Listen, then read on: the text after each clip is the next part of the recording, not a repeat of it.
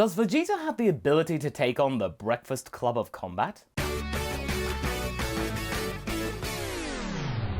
Hey guys, MasakoX here. It's time for another one of those what ifs, and quite honestly, it's one of the hard ifs I've found the hardest one to actually get right. But having said that though, having actually managed to conquer it somewhat has been a pretty delightful journey. All of this with only one change in a certain character, and that is of course, what would have happened had Goku been born female. Now every time I start one of these videos, I have to stress that we are not gonna go down the road of least resistance and just over-sexualize Goku and make her really weak or make her really skinny, because that's just not right. Thanks to the artwork from Trevor Malick, we managed to make Goku look really tough and also just keep the spirit of Goku whilst also changing it somewhat. In this story, the female Goku has proven to be just as capable as the male counterpart in the original story. In fact, you could argue that she has actually done more than the original to instill a really good strong sense of camaraderie amongst her friends and allies,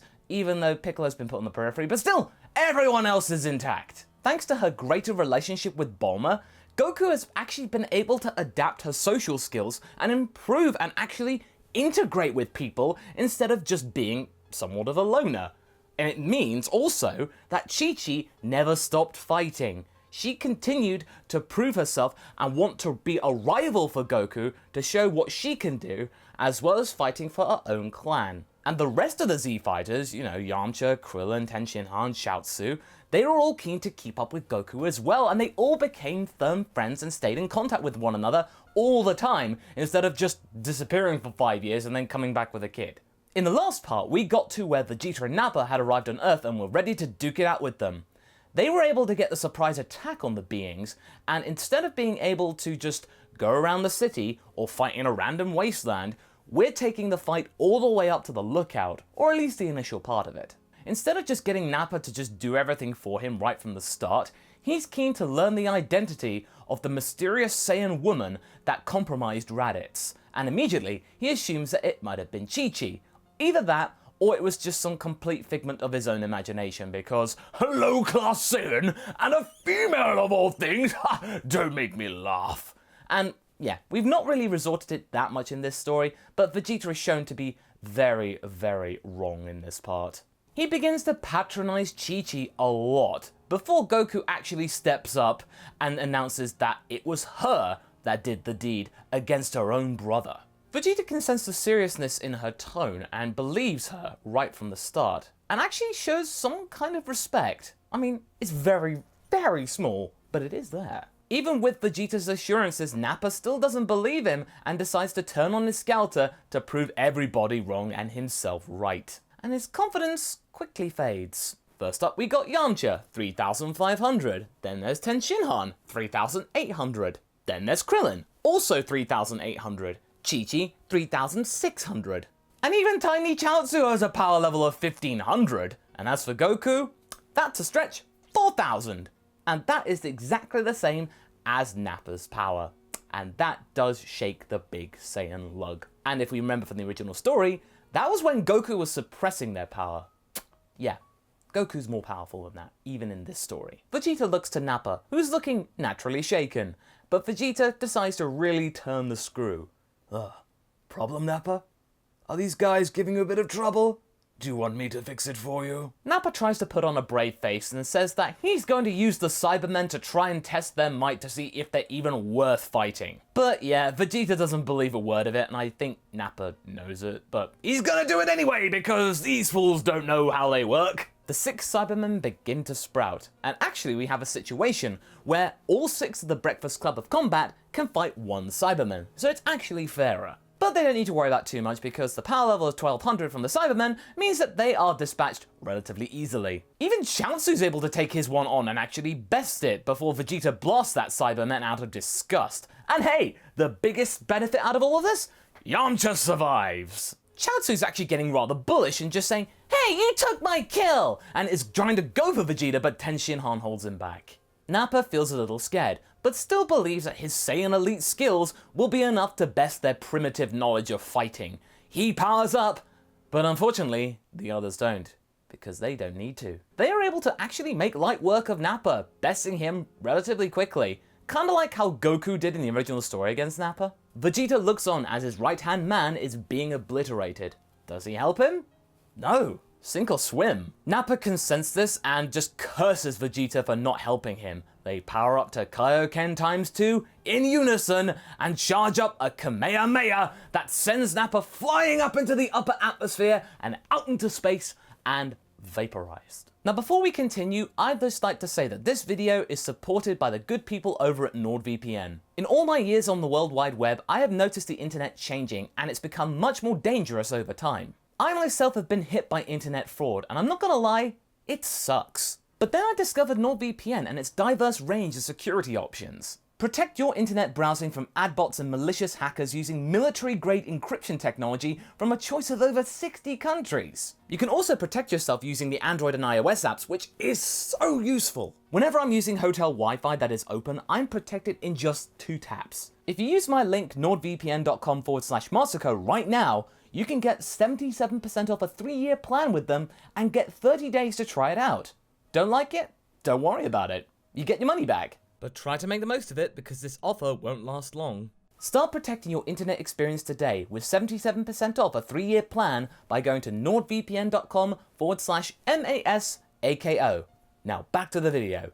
When the smoke clears, the damage has been done to the lookout, but one Saiyan is down. Vegeta has been observing their techniques, but doesn't seem really fazed despite the additional numbers being greater than Nappa's and in theory greater than his own. But he's okay with it, because Vegeta is very smart when it comes to this. He has seen their power, and all he has to do is just divide and conquer. And without warning, he flies into Goku, slamming her off the lookout and down towards the ground. It's bought Vegeta enough time to be able to do what he does best: pest control. With a quick burst of energy, he is able to kill Chaozu, which is the perfect diversion for Ten Shinhan, and then he too gets hit and paralyzed, which puts him out of commission.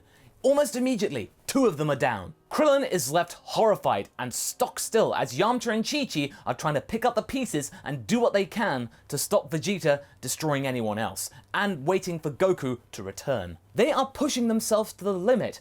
Yamcha and Chi-Chi have no choice but to use Kaioken ×3, with King Kai screaming in their minds, "Don't do it! You're gonna tear yourself apart!" Too late. Chi-Chi's and Yamcha's bodies give out. They are left contorting and bleeding out, writhing in agony on the ground. Mid-flight, they just careen into a nearby bed, knocking over trees, rubble, everything, with Vegeta just smirking. You don't know when to quit. Vegeta is just laughing as he slowly walks towards Krillin, with Krillin sending out blast after blast after blast, trying to slow the prince down, but it's doing nothing against him, not even with Kaioken ×2. And he doesn't try to use it for that long because King Kai says, "You're not going to use that again, I've lost too many people with that!" Vegeta prepares the finishing blast that will destroy Krillin, but wait, he senses something on his scouter. It's a power coming towards him, which is increasing, higher and higher and higher, and then it's destroyed. Scouter's gone. A being cloaked in a red aura is gazing ferociously at him. It's Goku.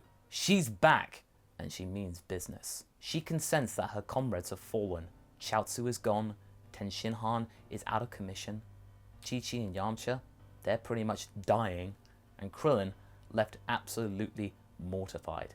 And that does not go down well with this Saiyan. She used Kaioken ×4 to get back up to the lookout, but it still wasn't fast enough to help her friends. Without a word, Goku pulls out the bag of sensu beans and walks over to her friends, giving each of them a bean. Instead of using this finishing blast against Krillin, he then whips it round to head towards Goku, but yeah, she effortlessly deflects it. Vegeta then exclaims that she should turn around and fight like a Saiyan. As Goku's giving the last of the sensu beans, she just turns around and says, "Not like this.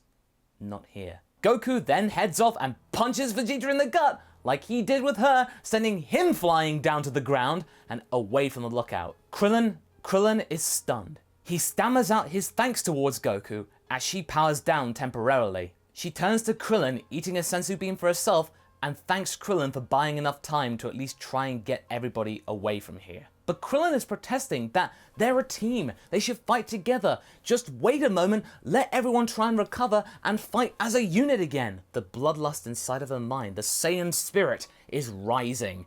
She is going to finish off Vegeta herself. She then gives Krillin a small hug before telling him to take them all to Kame House and then flying away. Instead of doing that though, Krillin is just left blushing.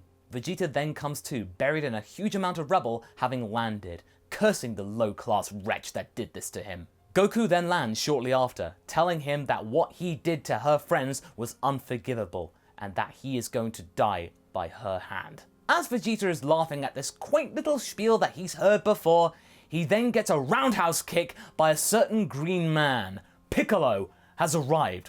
A bit too late, but he's still arrived. And if you're thinking that Vegeta should have been able to sense that, remember, he's got no scouter, and at this time, he can't sense energy. Goku looks up over to Piccolo, but isn't happy to see him.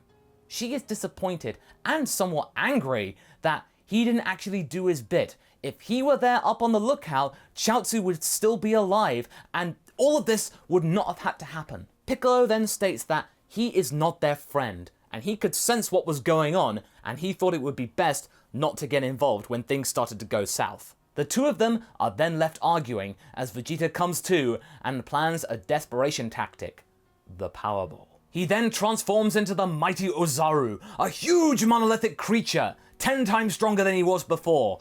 Not even Goku at Kaioken times 4 in this story can handle that. Goku and Piccolo now have to band together to make sure they're not crushed. Eventually though, Goku is caught and crushed to the level of paralysis. Sensing that this low-class Saiyan is now powerless to stop him, he just lets her go and she falls to the ground. Piccolo then tries to stop him, making up for lost time, but he's just swatted away like a gnat. Because remember, Piccolo didn't train with everyone else, so his power level is still the same as it was in the original Saiyan saga. As Vegeta's going in for their kill, ready to stomp Goku down, he stops. Something's gone wrong. Something isn't right. He turns around and looks down and notices that his tail's missing. Oh no. Krillin is there, having used the Destructo Disc, and so is everyone else, with of course the exception of Chaozu. But everyone else from the Breakfast Club of Combat is here to stop Vegeta. Goku asks weakly why they didn't just run for their lives, but Krillin reminds her, they're a team. They're not gonna leave her in the lurch. Now slightly weakened, and without his ace in the hole, the Breakfast Club of Combat is more than capable of taking him down. They power up to Kaioken times 2 and just simply pound Vegeta into the dust. With Vegeta out cold and on the brink of death, Krillin then motions to get out the bag of senzu beans to use the last one on Goku, but it's not there. The bag's gone. Oh no, he left it on the lookout, and with Goku out of commission, what are they gonna do? He's gonna bleed out or something. This might be permanent damage. They don't know about senzu beans and this kind of level of power. Oh my god, Krillin's now in a panic. Vegeta then wakes up, coughing and spluttering. He knows that he's about to head off to the next dimension alongside Nappa, but he feels like he can do something to try and disrupt the flow. Chi-Chi and Piccolo then round on him as they can hear and sense this power awakening. It's very faint, but it's there. With the last of his energy, he then shoots 2 ki blasts from his hands, and Piccolo gets the full force in his chest, with Chi-Chi being slightly injured, grazing her arm. That was my parting gift. So much for your little club. And then he dies. The entire gang is now in disarray, with Goku falling into unconsciousness again, and everyone really just knowing what to do. And that's where we're going to leave things for now. So what do you guys think? Do you think our team will be able to recover from this? Or do you think Vegeta will make a return? Leave a comment below and let's get this discussion going. Anyway, I hope you enjoyed this video. Until the next one, be sure to like and subscribe. Catch you later!